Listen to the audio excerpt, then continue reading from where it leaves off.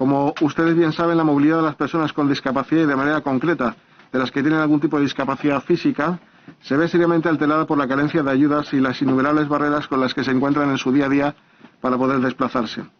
Así, en consecuencia, se echa en falta un plan de comunicación intermodal para nuestro colectivo, en tanto que mientras que existen distintas alternativas para el resto de las personas que no tienen alterada su movilidad, autobús, metro, cercanías, taxi, vehículos sin conductor, rutas de los colegios, para las personas con movilidad reducida no existe este nivel de alternativas.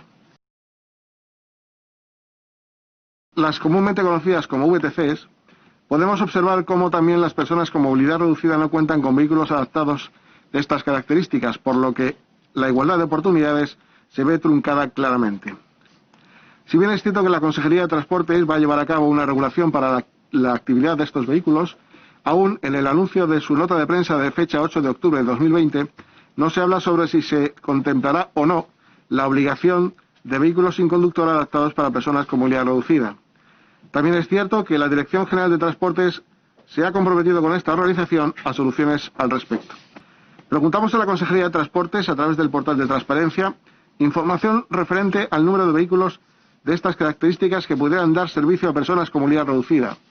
Preguntamos también si existe un control de este tipo de vehículos y en qué empresas susceptibles de dar estos servicios se encuentran los vehículos VTCs adaptados. La contestación fue la esperada. Desconocían esta información porque son competencias del Estado. ¿Y cuándo no son competencias de unos u otros? Cuando no hay intención de solucionar los problemas de los ciudadanos, se echa la culpa al empedrado. Que si son competencias de unos, que si son competencias de otros, y así siempre, señorías. Somos el país de los incompetentes, pues si no hay competencias, habrá incompetentes. Si echamos la vista hacia el sector del taxi, en concreto, a los vehículos adaptados para personas con movilidad reducida, finalmente se ha conseguido que, con medidas incentivadoras, no económicas, el aumento de este tipo de vehículos ha sido exponencial, de 94 a sobrepasar los más de 500 vehículos adaptados a la actualidad. Si bien es cierto que la regulación establece un mínimo del 5%, con lo que estaríamos avanzando, pero no consiguiendo el criterio de accesibilidad universal que propiciaría una rebaja en los tiempos de prestación de estos servicios. Aún así, este servicio mejoró sustancialmente. Si echamos la vista a los autobuses interurbanos, el volumen de averías y la falta de control por parte de la Administración sobre la calidad en el servicio de funcionamiento de los elementos que permiten la entrada a estos vehículos a personas con movilidad reducida es lamentable. En este sentido, es importante resaltar la puesta en marcha de protocolos que llevan alternativas a las personas con movilidad reducida cuando estos vehículos fallen, como ocurre con la empresa municipal de transportes de Madrid. Así pues, la España vaciada, la España rural, es un lugar inhóspito para las personas que tienen problemas de movilidad y que buscan oportunidades de empleo o poder cubrir sus necesidades básicas de desplazamiento para acudir al médico o a otras interacciones sociales como el resto de los ciudadanos. Es por ello que exigimos sistemas de calidad que antecedan a la salida de estos vehículos de sus cocheras, pues muchos de ellos salen a prestar sus servicios ya averiados y no existe sanción alguna por parte de la Administración. En este sentido, también se detecta la falta de formación de los conductores para el manejo de las rampas, así como, en otros casos, su falta de sensibilidad. Se da la circunstancia que cuando sube una persona en silla de ruedas se necesita más tiempo y los conductores no lo asimilan bien. Si nos centramos en el sistema de comunicación de las dársenas, estas no avisan si los vehículos son accesibles o no lo son, porque nuestra movilidad se convierte en una auténtica incógnita, en una auténtica aventura. No hay que olvidarse tampoco de las paradas de autobuses interurbanos que incumplen las normas de accesibilidad e impiden el acceso en todas las garantías de seguridad física para las personas a los autobuses, pero lo más triste es cómo se concedieron ayudas a 110 municipios de menos de 20.000 habitantes para hacerlas accesibles y, en concreto, los municipios de Bulunete, Chinchón y Morata de Tajuña no hicieron uso de la subvención teniendo que devolver el dinero, lo que demuestra la importancia que algunos municipios le conceden a la accesibilidad y a los problemas de movilidad que tienen los ciudadanos que viven en estos municipios.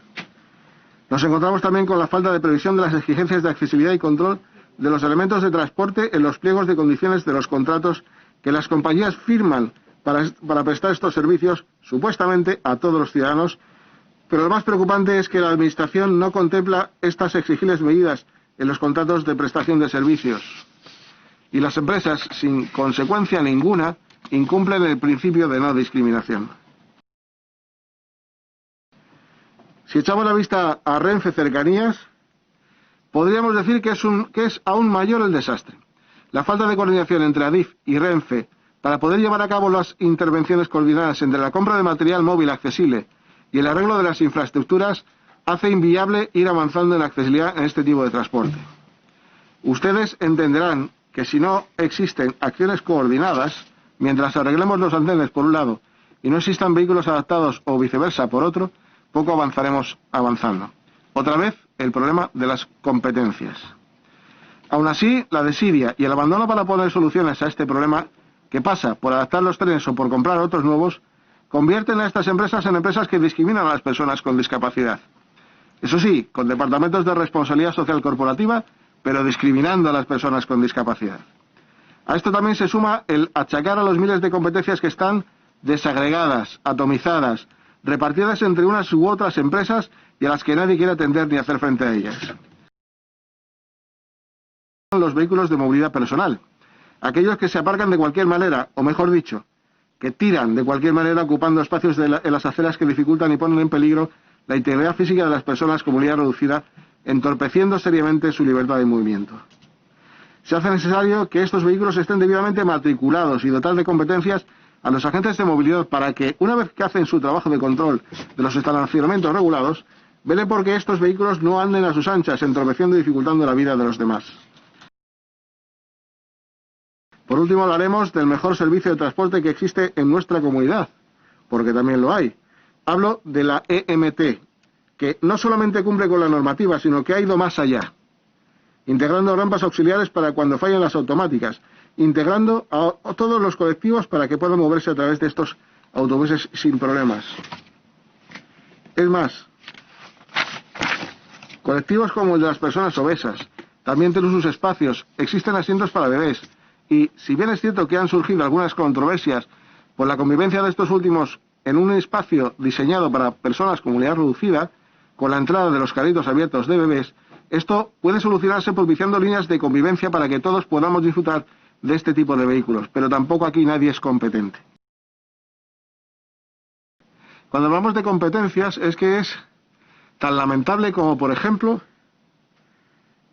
que la Plaza Antonio Machado, que ha sido recientemente remodelada, es absurdo que alguien pudiera pensar que no se puede poner una rampa para acceder a esa plaza porque el competente en que se toque la acera que linda con la plaza es otro área municipal y no el área que ha remodelado la plaza, en este caso la de Antonio Machado.